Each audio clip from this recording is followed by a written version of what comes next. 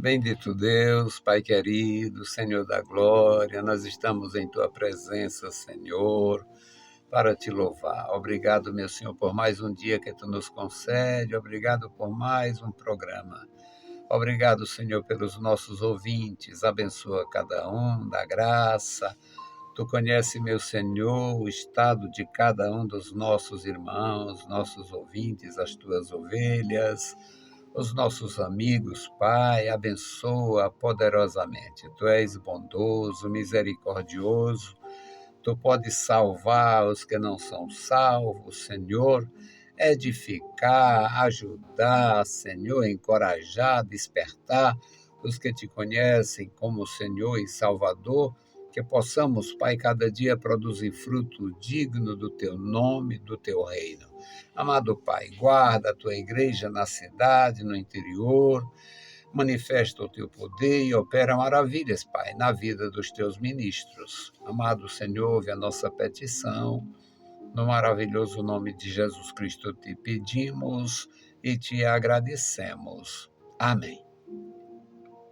Saudamos a todos com a paz de nosso Senhor Jesus Cristo. Voltamos para apresentar o programa A Voz da Igreja, programa da Escola Teológica União e Crescimento, a Unicresce.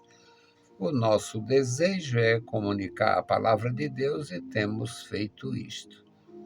Estou no ano 54 de atividade, 56 anos de fé e 54 anos de atividade, bem limitado. Minhas atividades foram sempre limitadas. Dirigi igrejas pequenas, fiz trabalhos pequenos, não deixei de fazer por ser pequenos. Louva, meu Deus, pela sua bondade para comigo. Foi até aqui uma bênção e estou vivendo de restos, um resto de vida, resto de saúde, resto de visão, resto de audição, resto de oportunidade. Estou vivendo meus restos, mas são restos bem agradáveis. Feliz na Igreja do Senhor Jesus, depois de 54 anos na Assembleia de Deus, trabalhando numa igreja batista, com toda a honra, com todo o respeito, com todo o carinho dos meus irmãos e com muito carinho pelos meus irmãos. Parece que já administrava, parece que já pastoreava eles e parece que eles já eram, de fato, muito próximos meus. Que é uma realidade em muitos casos, não no caso assim da congregação, porque só visitava uma vez aqui e acolá. Então, meus queridos, uma bênção a gente está servindo a Deus. E nós vamos ler a palavra. O nosso texto hoje, Gálatas, capítulo 2, versículos de 1 a 10. É uma experiência do apóstolo Paulo contando no seu ministério os desafios que teve quando confessou a Jesus, as grandes provações, as grandes lutas e também a resolução de não ficar procurando, dependendo, não. Tinha graça, tinha comunhão, tinha a autoridade de Deus e da igreja e fez uma obra grandiosa. É quem mais escreveu, foi quem mais viajou, foi quem mais sofreu, quem mais apanhou. Paulo foi realmente um grande evangelista, um grande apóstolo. O apóstolo das nações, o apóstolo dos gentios. Então a leitura, Gálatas 2, de 1 a 10. Depois, passados 14 anos, subi outra vez a Jerusalém com Barnabé, levando também comigo Tito. E subi por uma revelação, e lhes expus o evangelho que prego entre os gentios e particularmente aos que estavam em estima, para que de maneira alguma não ocorresse ou não tivesse corrido em vão. Mas nem ainda Tito, que estava comigo, sendo grego, foi constrangido a circuncidar-se. E isto por causa dos falsos irmãos, que se tinham intrometido e secretamente entravam a espiar nossa liberdade, que temos em Cristo Jesus, para nos porem em servidão, aos quais nem ainda por uma hora cedemos, com sujeição, para que a verdade do Evangelho permanecesse entre vós. E quanto àqueles que pareciam ser alguma coisa, quais tenhamos sido no outro tempo, não se me dá. Deus não aceita a aparência do homem. Esses, digo, que pareciam ser alguma coisa, nada me comunicaram. Antes, pelo contrário, quando viram que o evangelho da incircuncisão me estava confiado, como a Pedro o da incircuncisão, porque aquele que operou eficazmente em Pedro para o apostolado da circuncisão, esse operou também em mim com eficácia para com os gentios. E conhecendo Tiago, Cefas e João, que eram considerados como as colunas, a graça que me havia sido dada, deram-nos as destras em comunhão comigo e com Barnabé, para que nós fôssemos aos gentios e eles à circuncisão, recomendando-nos somente que nos lembrássemos dos pobres, o que também procurei fazer com diligência. Querido Deus, amado Senhor, estamos em Tua presença, lemos a Tua palavra e pedimos pelos nossos irmãos, nossos ouvintes, abençoa, dá graça, os nossos ajudadores, dá abençoa, recompensa com a bênção dos céus, dando graça, saúde e vigor, operando o Senhor em cada coração. Amado Pai, Deus fiel, ouve a nossa petição. Em nome de Jesus Cristo nós te pedimos. Amém. Meus queridos irmãos, todo começo é difícil. O começo da evangelização é tão difícil quanto iniciar uma cidade.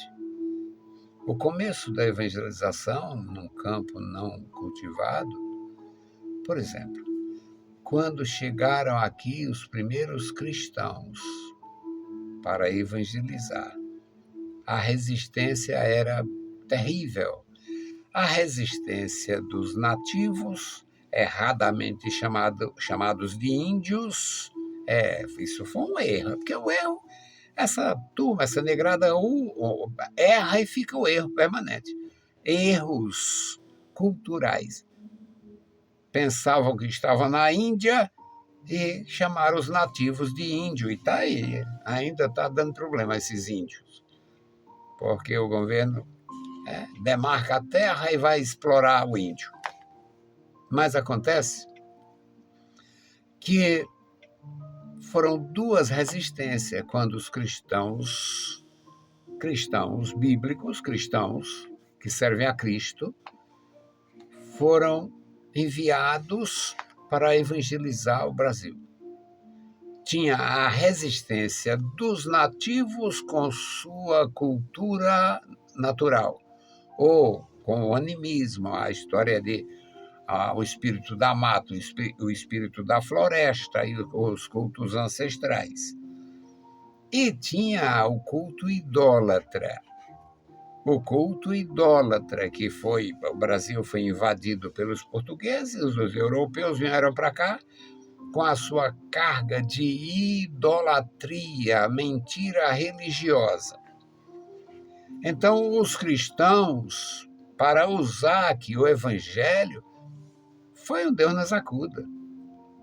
Morreu muitos crentes, teve crente que foi estrangulado, sofreram muitos cristãos bíblicos, os evangélicos, que na época não se chamava era crente mesmo, protestante, sofreram muito, Os ingleses sofreram, os ingleses tiveram grande dificuldade.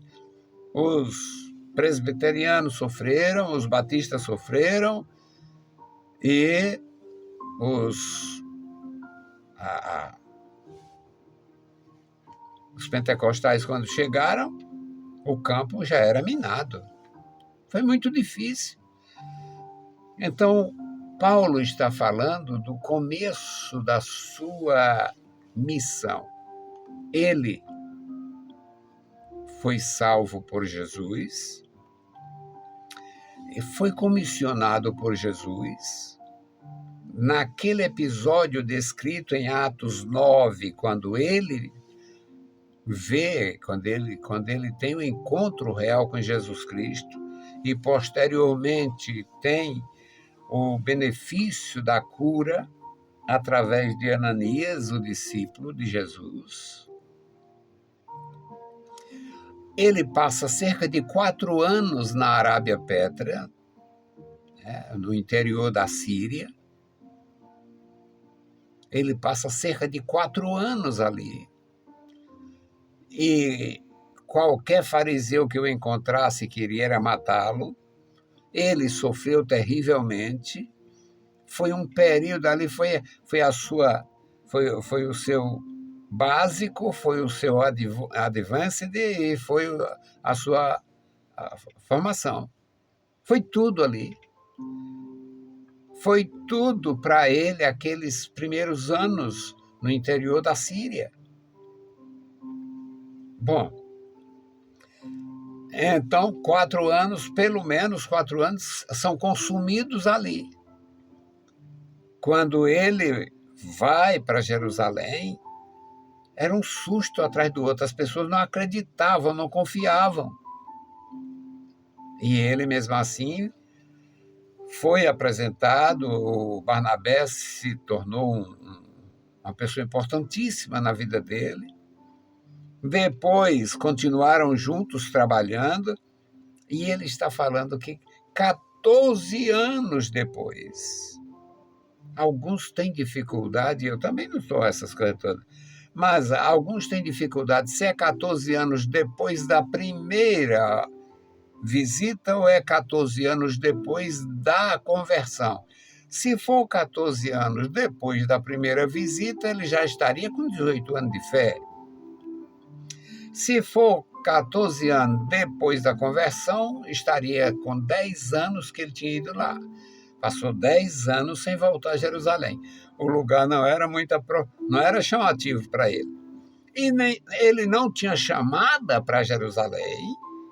Ele foi chamado, nomeado. Jesus disse a Ananias que ele ia trabalhar entre os gentios, para levar o nome do Senhor para os reis dos gentios, para as nações.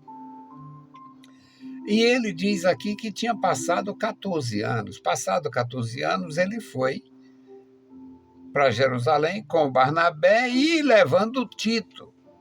O Tito estava, quem sabe, com poucos anos de fé. E ele diz no versículo 2 que subiu a Jerusalém por uma revelação. Ele foi por uma revelação e lá ele deu uma espécie de relatório. Foi satisfação. Foi Deus que ordenou, Jesus ordenou, o Espírito Santo direcionou, e ele foi mostrar que o trabalho dele não era independente, não era concorrente, não era trabalho harmônico, trabalho harmonioso com a igreja, trabalho ordenado pelo Senhor. Aí expôs as doutrinas, como ele pregava, como ele ensinava, como ele batizava, como ele instruía as pessoas. Particularmente, ele diz que foi e apresentou-se ali os que estavam em estima. Os que estavam em estima. E ele queria certificar e mostrar para aqueles ministros de Deus que não estava correndo em vão, não tinha corrido em vão. não estava ali recebendo ordens, até porque não tinha ordens. A igreja não tinha ordem nesse sentido. Regra, alguém mandando, como pastor presidente, pastor isso, pastor aquilo, não tinha. Não existia. Talvez tenha sido ruim não existir, mas talvez tivessem matado a igreja antes. Então, ele deu satisfação a quem de direito.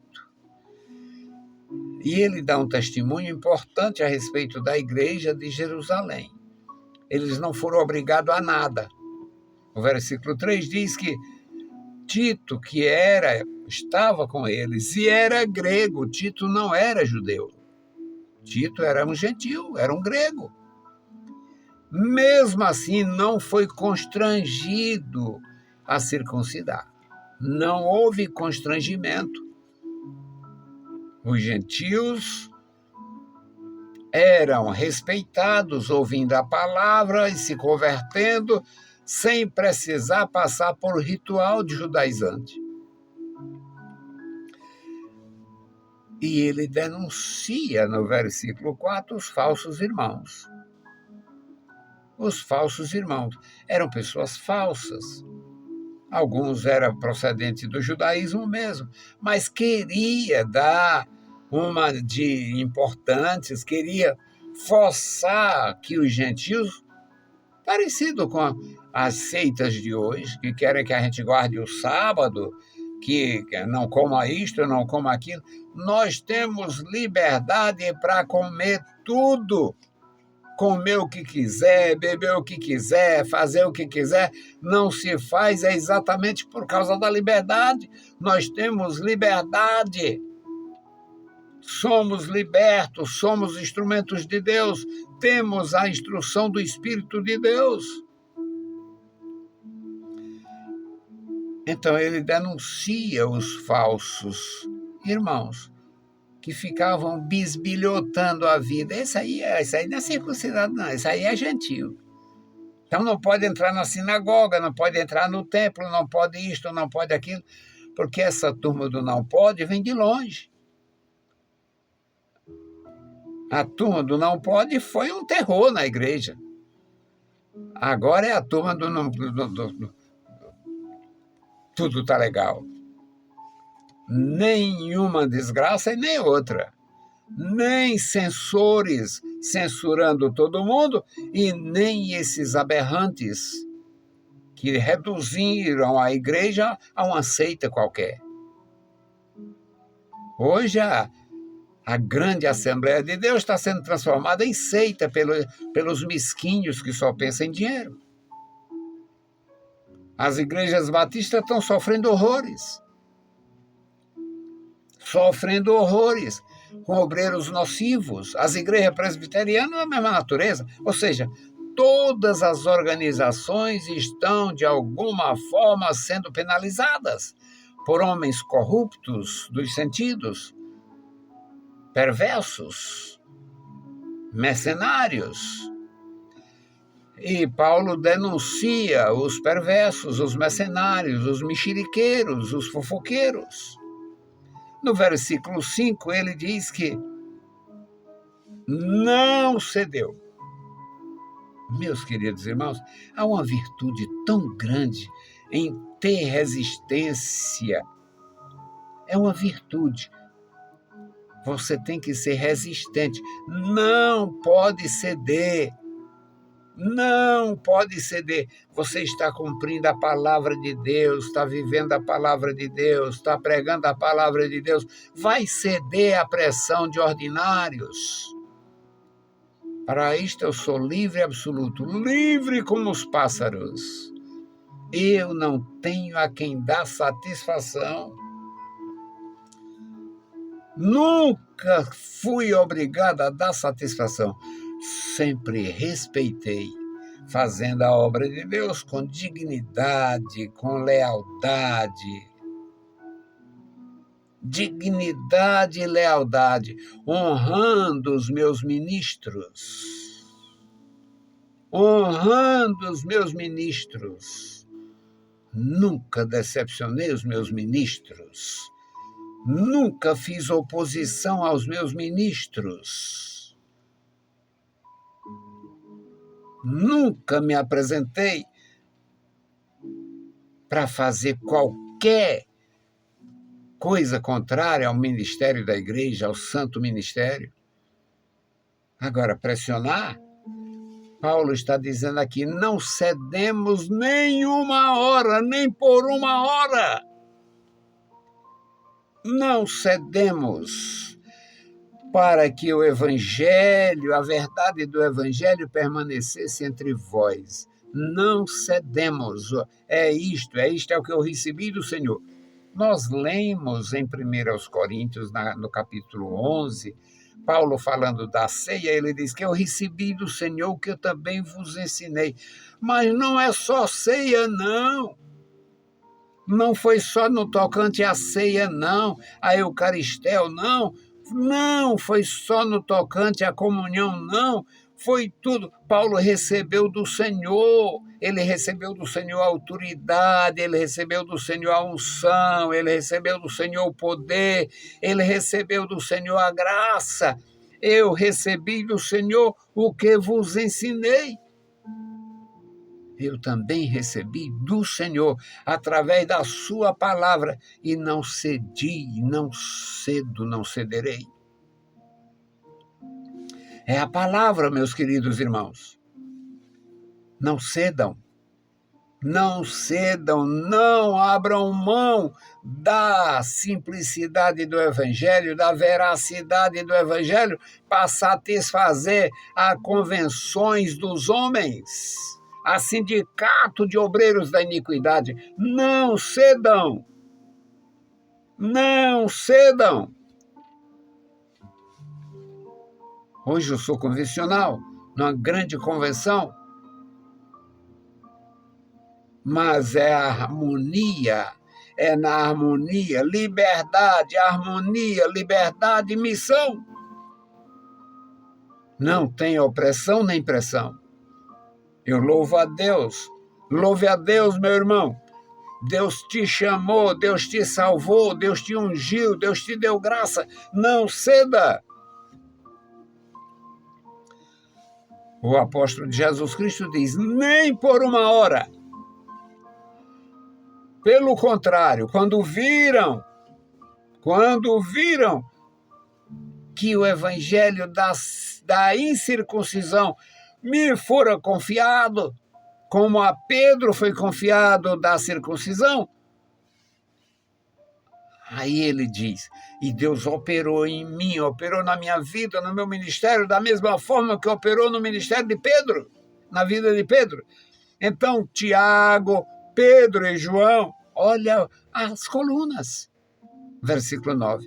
Conhecendo Tiago, Cefas é o nome de Pedro em aramaico.